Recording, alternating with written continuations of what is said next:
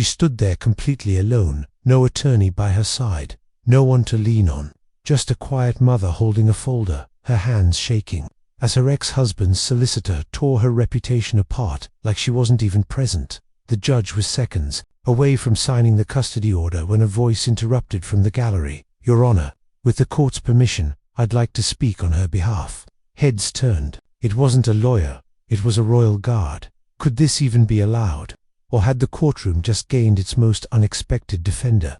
Before we reveal how this incredible moment unfolded, be sure to subscribe and let us know in the comments where you're watching from. What happened next left even the judge in stunned silence. The morning mist clung to the towering spires of the Royal Courts of Justice like a shroud, as if London itself sensed the gravity of what was about to unfold within those ancient walls. Inside Courtroom 3, the air was thick with tension and the faint scent of old leather from centuries-old legal terms. Amamira Dalton sat alone at the defendant's table, her hands trembling as she clutched a worn manila folder containing what little evidence she'd managed to gather without legal representation. Across the aisle, Philip Dalton's solicitor, Mr. Davies, arranged his papers with the confidence of a man who'd never known defeat. His briefcase was leather, expensive, and filled with documents that had been prepared by a team of associates. Philip himself sat smugly beside his lawyer, occasionally glancing at his Rolex and checking his phone,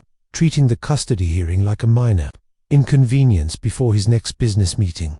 The irony wasn't lost on anyone present that this man, who couldn't spare time for his own daughter's school plays, was now demanding full custody. But then again, custody battles were rarely about the children. They were about power, control, and in Philip's case, the lucrative defense contract that required him to appear as a stable family man. Judge Langley entered the courtroom with the measured pace of someone who had seen every variety of human drama unfold before his bench. His weathered face bore the lines of a man who had spent decades trying to find justice in a system that often favored those with the deepest pockets. As the clerk called the court to order, Amamira felt her heart sink. She was about to face one of London's most ruthless family law solicitors, with nothing but her own desperate love for her daughter. But fate, as it often does, had other plans. The heavy oak doors of the courtroom creaked open with a sound that echoed through the chamber like thunder.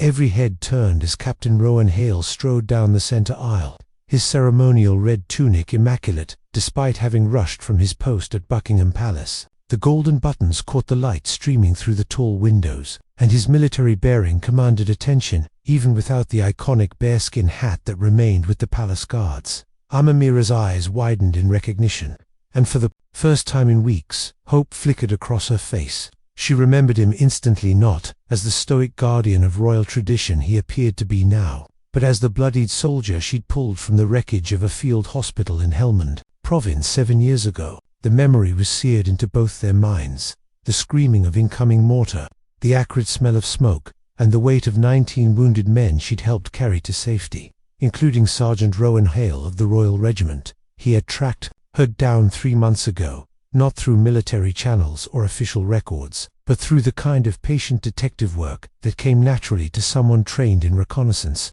He'd learned about her struggles, her ex-husband's sudden interest in custody, and the impossible legal battle she faced alone.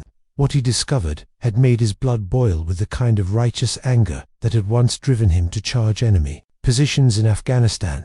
"Your Honor," Hale announced, his voice carrying the authority of someone accustomed to being obeyed under fire. "With the court's permission, I'll be representing Ms. Dalton today." The silence that followed was deafening. Mr. Davies half rose from his chair, his face flushing red with indignation. "This is highly irregular. This soldier has no legal standing in this courtroom." "I demand—" "You'll demand nothing," Hale interrupted smoothly, producing a leather portfolio from his briefcase. "JAG Corps certification, Your Honor. 2 tours advising military tribunals in complex jurisdictions. Bar admission for military court proceedings." He placed the documents before the judge with military precision, and unlike Mr. Davies' client, I've actually spent time with the child in question. From the gallery, 8-year-old Nora Dalton peeked over the wooden railing and offered Hale a shy wave. He had visited them regularly over the past months, helping with homework, reading bedtime stories, and becoming the stable father figure that Philip had never been. The judge noticed the exchange and raised an eyebrow with interest. Judge Langley examined the credentials with the thoroughness of someone who had learned not to take anything at face value. Military law was indeed a recognized specialty, and Hale's qualifications were impeccable. More importantly, the judge sensed something in the captain's demeanor, barely contained fury that spoke of personal stakes in this battle. "Captain Hale," the judge said finally, "while your credentials are unusual for family court, they appear to be in order. Mr. Davies, do you have any legal objection beyond irregularity?" Davies sputtered, clearly thrown off his carefully prepared strategy. He had expected to steamroll an unrepresented single mother, not face off against a decorated military officer with legal training. "Your Honor, this is unprecedented. How can we be sure this man has the child's best interests at heart?" Hale's jaw tightened almost imperceptibly. "Perhaps, Your Honor, we should examine who truly has the child's interests at heart.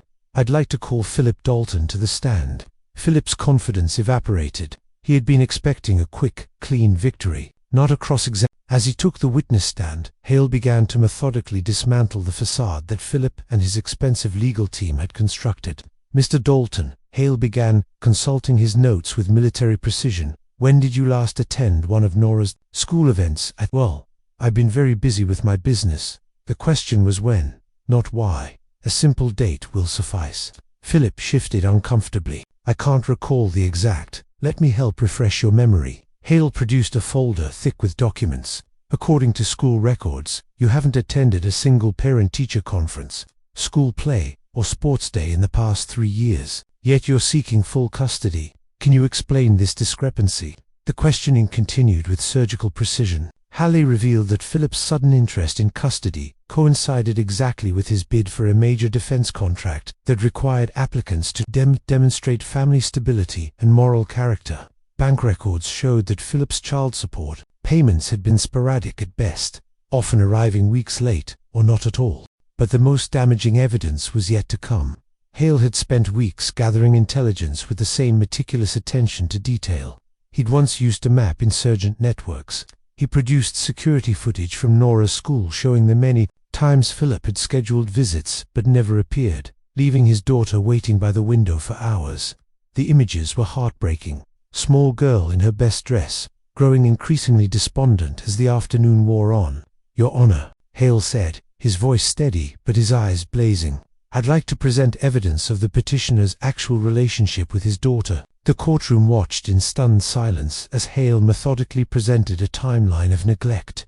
Missed birthdays documented by unused party invitations. Christmas gifts still in their boxes because Philip had been too busy to deliver them personally. Phone records showing that Philip's calls to his daughter averaged less than 3 minutes and occurred primarily when he was with business associates. Performative displays of fatherhood rather than genuine connection. Mr. Davies objected repeatedly, but each protest only highlighted the strength of Hale's evidence.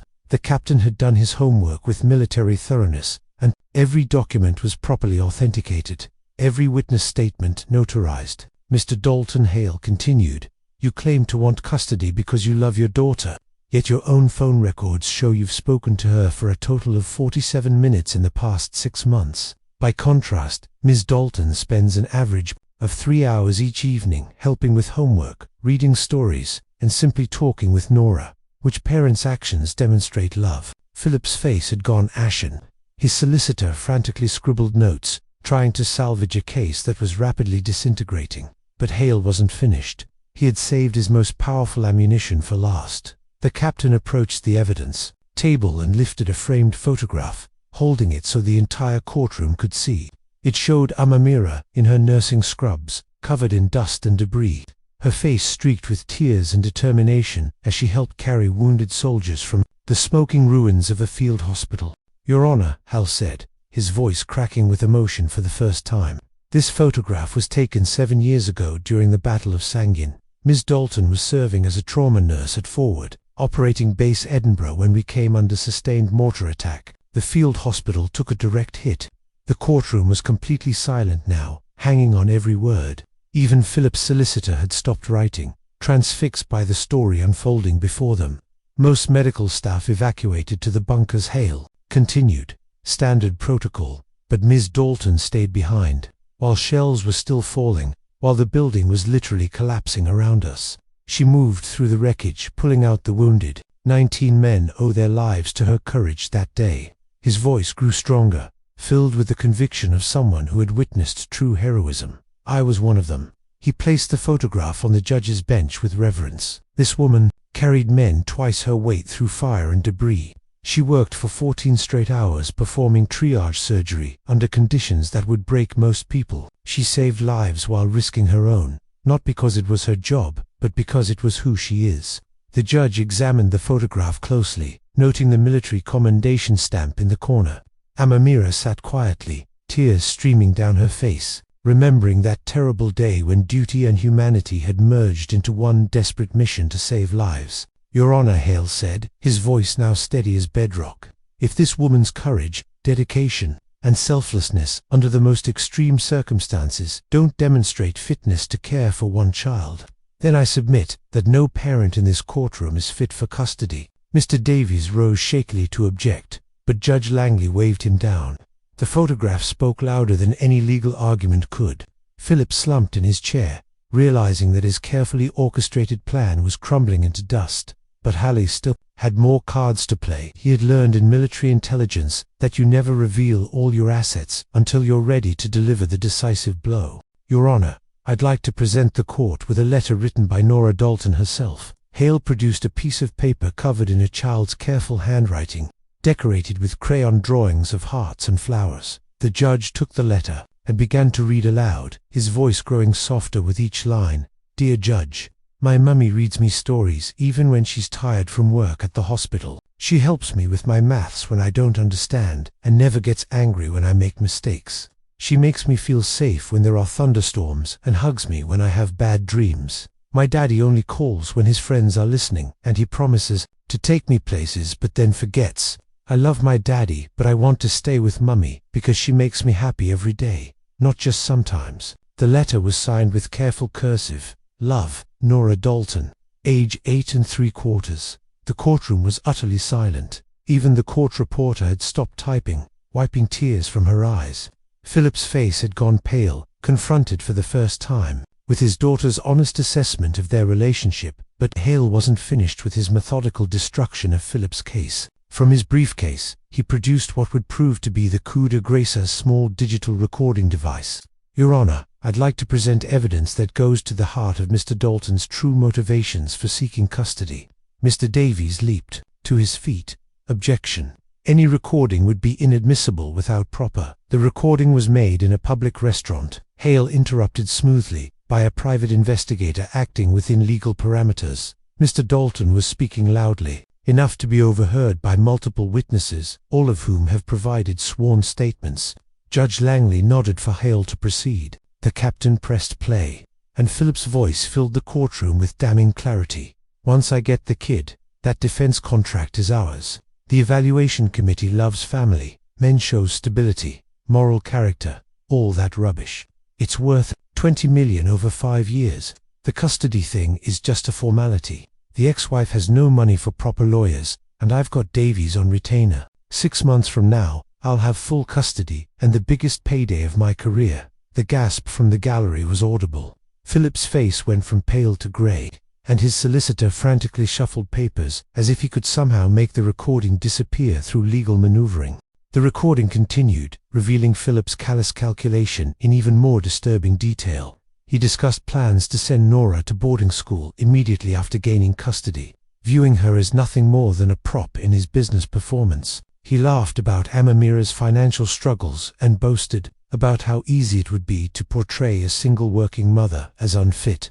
Judge Langley's face had hardened to granite. In 30 years on the bench, he had seen many disturbing cases, but the casual cruelty in Philip's voice was particularly chilling. This wasn't a father fighting for his child. This was a businessman acquiring an asset. Hale allowed the full weight of the recording to settle over the courtroom before continuing his assault. "Your Honor, I have additional evidence of Mr. Dalton's character." He produced a series of bank statements showing Philip's lavish spending on luxury items, while his child support payments remained minimal and irregular. These records show that in the same month, Mr. Dalton claimed financial hardship prevented him from increasing support payments. He spent £12,000 on a weekend in Monaco and purchased a £30,000 watch. Meanwhile, Ms. Dalton was working double shifts to pay for Nora's school supplies and winter clothes. The contrast was stark and damning.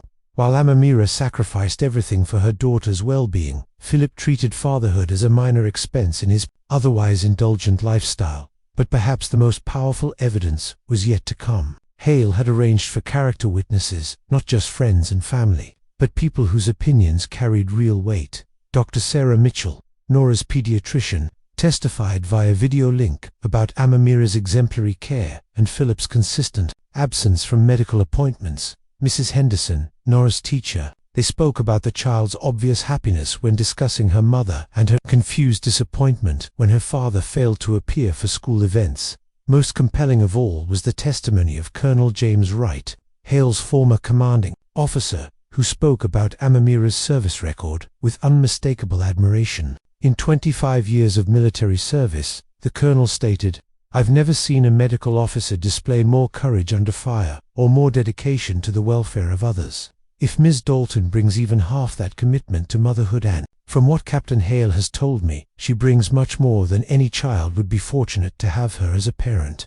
As the testimony continued, a clear picture emerged of two vastly different parents. Amamira, who had spent her adult life caring for others, first as a military nurse and now as a civilian healthcare worker, had naturally extended that same protective instinct to her daughter. Philip, by contrast, viewed relationships as transactions and people as resources to be exploited for personal gain. Mr. Davies made a valiant attempt to salvage his client's case, calling character witnesses who spoke about Philip's business, success and financial stability, but their testimony rang hollow against the mountain of evidence Hale had assembled. Wealth without love, they learned, was not a foundation for good parenting. The solicitor's closing argument grew increasingly desperate as he grasped for legal technicalities and procedural objections. He argued that military service, however commendable, didn't automatically confer parenting skills. He suggested that Amamira's demanding work schedule as a nursemaid, her unavailable to her daughter, but every argument crumbled under scrutiny. Hale had documented Amamira's careful arrangement of her shifts to maximize time with Nora. He had gathered testimony from babysitters and neighbors, who spoke of her constant attention to her daughter's needs. He had even produced school records, showing Nora's academic excellence and emotional stability, clear indicators of good parenting. In contrast, Philip's parenting record was virtually non-existent. His promises were empty, his commitments hollow, and his motivations nakedly selfish. The recording had revealed him to be not just an absent father, but a calculating manipulator willing to use his own child as a business tool. Judge Langley called for a brief recess, but the outcome was already clear to everyone in the courtroom. During the break, Philip's solicitor was seen having a heated conversation with his client, probably advising him to prepare for defeat. Philip himself sat slumped in his chair, the weight of his own recorded words crushing his carefully constructed facade. When court reconvened, Judge Langley's expression was grave. He had spent the recess reviewing the evidence and considering the legal precedents, but more importantly, he had thought about the child at the center of this battle. Nora Dalton, 8 years old, deserved more than to be treated as a commodity in her father's business dealings. This case, the judge began, represents everything that can go wrong when adults prioritize their own interests over a child's welfare. I have rarely seen such a stark contrast between two parents' motivations and capabilities. He looked directly at Philip, his voice carrying the weight of judicial authority. "Mr. Dalton, your recorded statements reveal a level of callousness toward your own daughter that this court finds deeply disturbing. You speak of her not as a beloved child, but as a means to an end, specifically a lucrative business contract. This court will not be party to such exploitation." Philip's face crumpled as the judge continued. "Furthermore, your complete absence from your daughter's daily life, combined with your sporadic and minimal financial support, demonstrates a pattern of neglect that no amount of sudden legal maneuvering can overcome." The judge then turned to Amamira, his expression softening. "Ms. Dalton, the evidence presented today paints a picture of a parent who has consistently put her child's needs first, often at great personal sacrifice. Your military service record speaks to your character under extreme pressure, and your daughter's own words reveal the loving home you have created." Amamira wiped tears from her eyes as Judge Langley delivered his verdict. Full custody is awarded to Ms. Dalton. Mr. Dalton will be granted supervised visitation rights, but only if and when the child expresses a desire to see him, given the evidence of his true motivations. I am also ordering a complete review of his financial support obligations." The gavel fell with finality, and the courtroom erupted in quiet celebration. Nora rushed from the gallery into her mother's arms, while Philip sat stunned, his dreams of business success crumbling around him. As the courtroom began to empty, Hale gathered his papers with the same military efficiency he had displayed throughout the proceedings. His mission was complete, but the satisfaction he felt went deeper than professional achievement. He had repaid a debt that had weighed on his conscience for 7 years, and more importantly, he had ensured that a good woman and her daughter could continue their life together. Amamira approached him with tears still streaming down her face. "Rohan, I don't know how to thank you. You saved us today, just like I tried to save you all those years ago." Hale shook his head gently. "You did save me, Amamira. Not just my life, but my faith in doing what's right regardless of the cost. Today was my chance to return the favor." Mr. Davies packed his briefcase with the bitter efficiency of defeat, while Philip stormed from the courtroom, his phone already pressed to his ear as he tried to salvage his business deal through other means. The defense contract, built on the illusion of family stability, would go to someone else. 3 months later, as autumn painted the London parks in brilliant colours, Captain Rowan Hale stood at his post outside Buckingham Palace, maintaining the stoic vigilance that tourists expected from the Queen's Guard. But inside his uniform pocket was a treasure more valuable than any crown. Jeweler crayon drawing from Nora depicting him as a superhero, complete with cape and crown, captioned in careful 8-year-old handwriting, "My mum's barrister and my hero." The drawing reminded him that some battles are worth fighting, not for king and country, but for the simple principle that good people deserve protection from those who would exploit them. In the end, the most powerful weapon in any uniform isn't a sword or a rifle, but the willingness to step forward when justice hangs in the balance. As the evening light faded over London, Hale allowed himself a small smile, knowing that somewhere across the city, a mother was reading bedtime stories to her daughter in the safety of their own home, free from the shadow of manipulation and greed that had threatened to tear them apart. Sometimes, being a guardian meant more than just standing at attentions. Sometimes it meant taking action when it mattered most. The royal sentry stood his post, but the man inside the uniform carried the deeper satisfaction of a mission accomplished and a debt of honor finally repaid.